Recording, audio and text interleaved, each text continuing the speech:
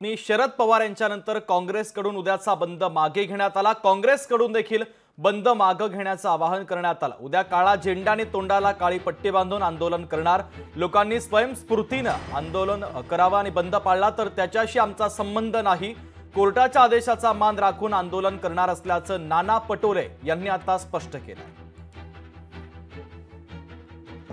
उद्या आम्ही निर्णय केलेला आहे, माननीय कोर्टाचा आदर करून आम्ही उद्या काळा झेंडा आणि तोंडाला काळी पट्टी बांधून दुपारी 11 वाजता ते 12 वाजेपर्यंत आम्ही पूर्ण महाराष्ट्रामध्ये या पद्धतीचं आंदोलन नाही पण या मुस्कुटदाबीच्या सरकारच्या धोरणाच्या विरोधात आम्ही लोक शांततेने बसू।